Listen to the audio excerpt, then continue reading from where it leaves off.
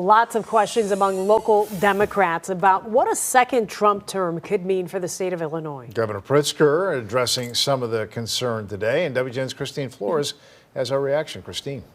Ray and Lourdes, good evening. Today, President-elect Donald Trump announced his White House Chief of Staff. Also today, Governor Pritzker talked about a number of topics that are top of mind for many in the state following the election results. But he did say it's a little too early to know all of the answers.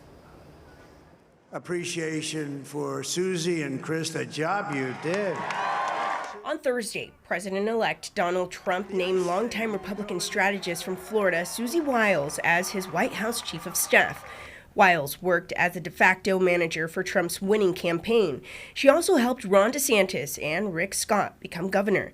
In a statement, Trump said, "It is a well-deserved honor to have Susie as the first ever female Chief of Staff in United States history. I have no doubt that she will make our country proud." It's the first publicly announced decision for the Trump administration as they prepare to take office. Meanwhile, Illinois Governor J.B. Pritzker addressed the state with a verbal pledge to protect vulnerable communities and acknowledge those who may be feeling anxious. Despite his threats to health care coverage and educational opportunity and a fair minimum wage, Illinois will continue to invest in the well-being and prosperity of our people. The president-elect's victory raises various concerns, including abortion access. Illinois has become a safe haven for those from nearby states with limited and restricted access. Here in Illinois, we have some of the strongest protections on our law.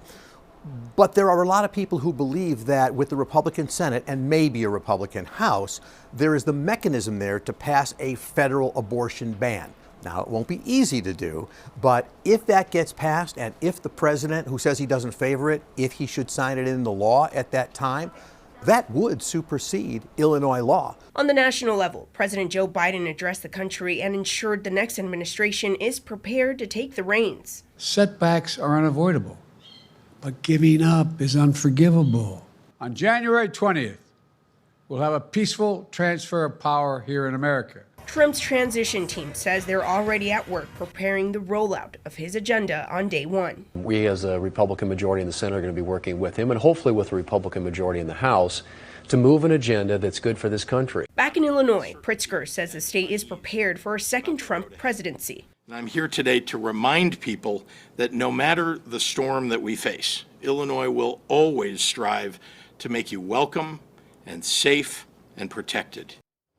When it comes to the possibility of Trump withholding federal funding for the state once he takes office, Pritzker says the state would take action by working with the Attorney General to do so. Trump will be sworn in and officially take office on January 20th. Live in the newsroom, Christine Flores, WGN News.